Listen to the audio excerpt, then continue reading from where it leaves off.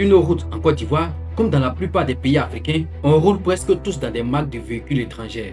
Mais au début de l'année 2024, un sujet faisait la une des médias ivoiriens. La naissance d'une nouvelle marque de voiture 100% ivoirienne. Il s'agit de Pondji.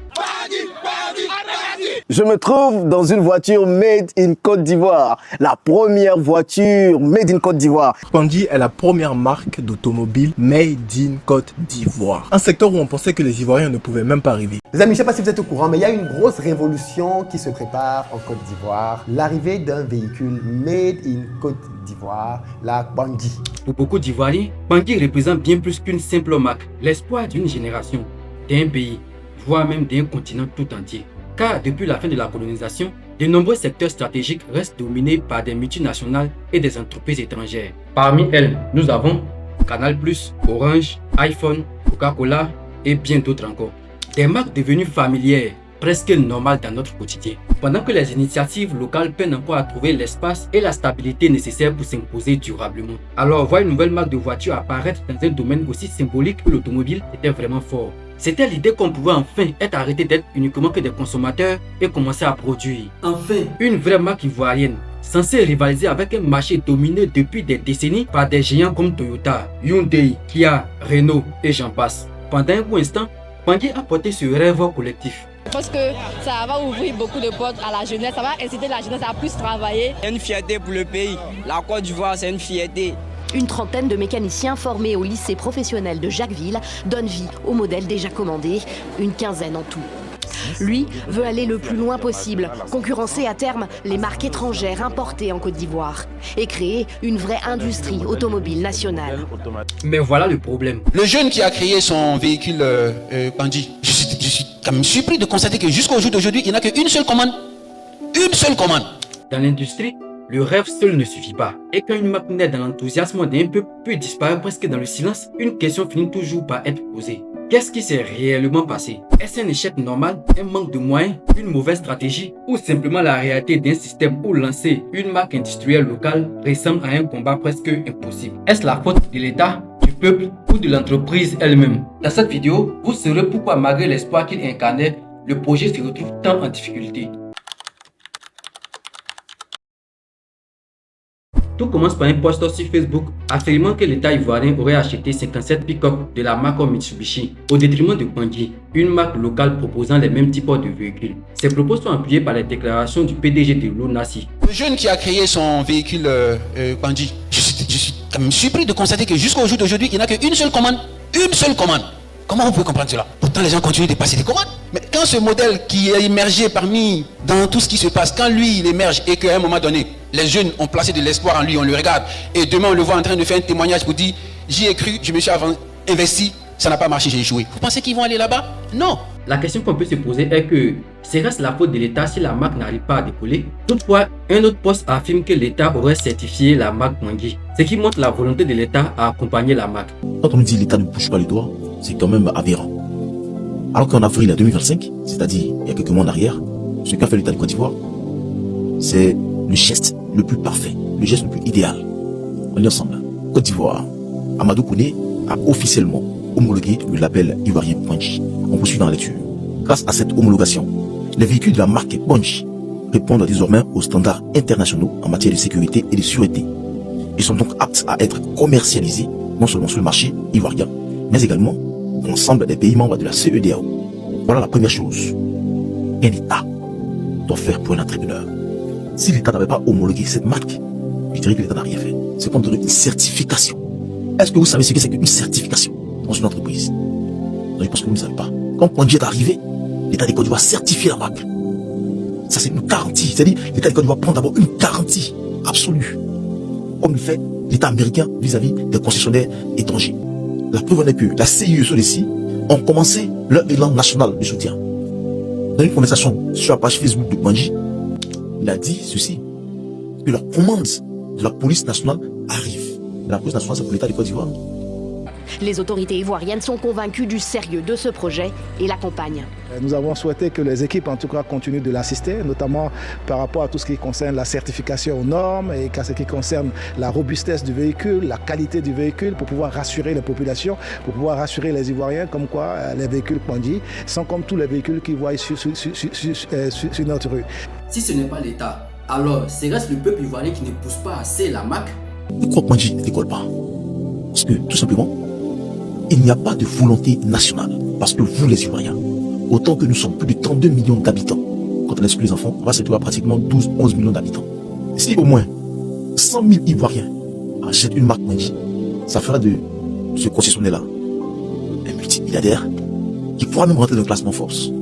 Parce que pour ces voitures coûtent a priori entre 18 millions et 22 millions. Les deux marques. S'il n'y a pas de volonté nationale, il ne pourra jamais décoller. Il a fini de construire la voiture, c'est dans son parking, vous ne payez pas. L'État là, vous pensez que c'est qui? L'État c'est toi, c'est moi, c'est nous tous, nous sommes l'État. Vous pensez que les gouvernements américains achètent des voitures Tesla? Allez voir dans le parking du gouvernement américain, si vous avez une voiture Tesla, vous n'allez jamais voir Tesla. Mais aujourd'hui, Tesla a exposé un record de plus de 1000 milliards de dollars en bourse. Pourquoi? Parce qu'il y a eu plusieurs commandes qui doivent arriver en 2007. Les gens payent en avance. C'est la volonté nationale. C'est pas le gouvernement qui enrichit une entreprise. Je suis désolé.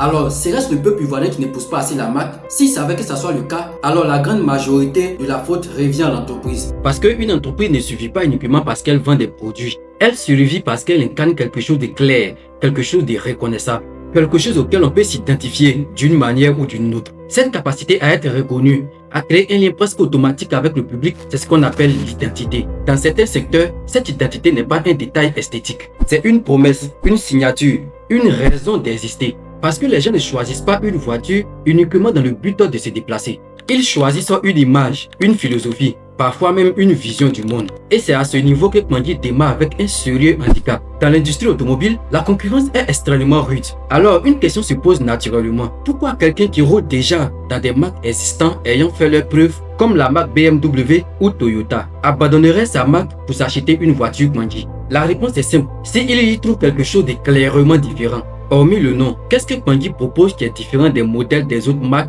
existantes déjà? Pour que nous soyons sur la même longueur d'onde, prenons l'exemple d'une jeune marque de voiture du 21e siècle qui a su faire la différence. Je parle de la marque Tesla. En moins de 10 ans, Tesla a réussi à s'imposer et à placer l'un de ses modèles parmi les voitures les plus vendues au monde. Ce succès n'est pas le fruit d'un hasard. Tesla est devenue une référence grâce à l'électricité, mais surtout parce qu'elle a été la première marque à en faire une identité centrale, à une époque où la majorité des constructeurs continuaient de défendre les moteurs thermiques. Mais Tesla parlait déjà de transition énergétique, de réduction des émissions et d'un futur sans essence ni diesel. La preuve était que les premières voitures Tesla étaient des voitures Porsche, que la marque a transformé le système thermique en un système électrique. Elle ne pouvait parcourir que 120 km. Mais comme Tesla ne vendait pas seulement qu'une voiture, mais aussi une vision du futur, cette vision a permis à la marque d'avoir ses premiers clients. Parmi eux, nous avons des personnes sensibles aux questions écologiques, des personnes attirées par le silence et le confort de conduite. Il n'est pas rare de voir que dans certains quartiers, certaines personnes font tellement de bruit avec leur engin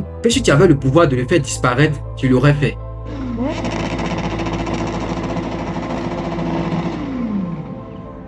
Enfin, nous avons les économistes et les avares, des personnes attentives au coût d'utilisation sur de long terme. Ce sont ces premiers profils qui ont constitué la base, la fondation sur laquelle Tesla s'est appuyé pour se développer et plus tard dominer le marché. Même si les premiers modèles ne pouvaient parcourir que 120 km, même si la carrosserie était des Porsche, Elon Musk, le PDG de Tesla, a lui-même expliqué clairement. Selon lui, lorsqu'on arrive nouveau dans un secteur aussi concurrentiel, on ne peut pas se permettre de proposer la même chose que les acteurs déjà bien installés. Un nouvel entrant doit proposer beaucoup plus de valeur ou proposer un produit radicalement différent de ce qui existe et souvent même à un bas prix. Sinon, il n'y a aucune raison pour que les gens changent leur habitude. C'est le principe que Tesla continue de suivre. Chaque modèle de ces voitures a été pensé avec une identité claire. Les modèles 3 et modèle Y pour un usage quotidien simple et efficace. Les modèles S pour la performance et les sensations fortes. Les modèles X pour la différenciation et l'aspect familial. le Cybertruck pour la rupture visuelle et la technologie. Cette dernière est tellement unique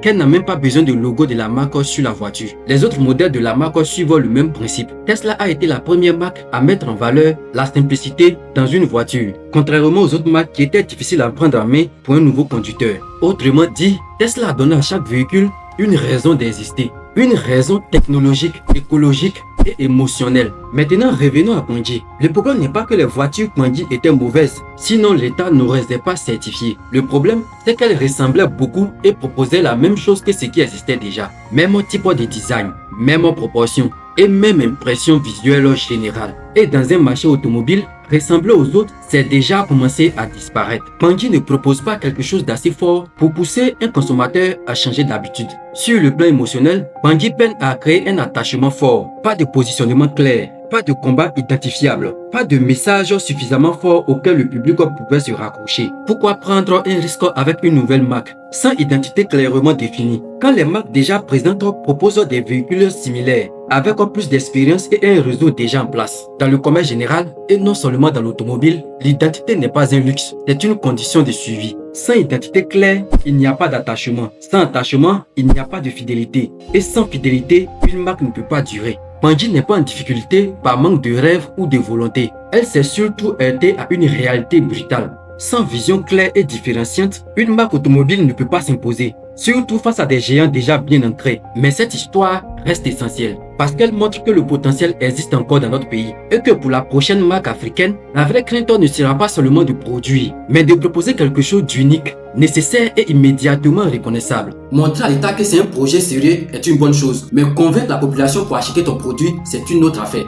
Il y a des personnes qui ont la capacité de s'acheter des iPhones, mais ils ne le font pas parce qu'ils ne s'y reconnaissent pas. Ils préfèrent acheter des Samsung. Vice versa aussi pour les personnes qui achètent Samsung. Les Ivoiriens que nous sommes tous, chacun a son goût. Donc c'est à l'entreprise de s'arranger pour nous convaincre à acheter ces produits. Une voiture Kwanji coûte en moyenne 20 millions. Combien d'Ivoiriens seront prêts à claquer 20 millions sans tenir compte de leur portefeuille? Une marque ne disparaît pas quand elle n'est plus produite. Elle disparaît quand personne ne sait pourquoi elle devrait exister. Malgré toutes les raisons citées, pensez-vous que l'État ivoirien a-t-il raison d'acheter des voitures d'ailleurs?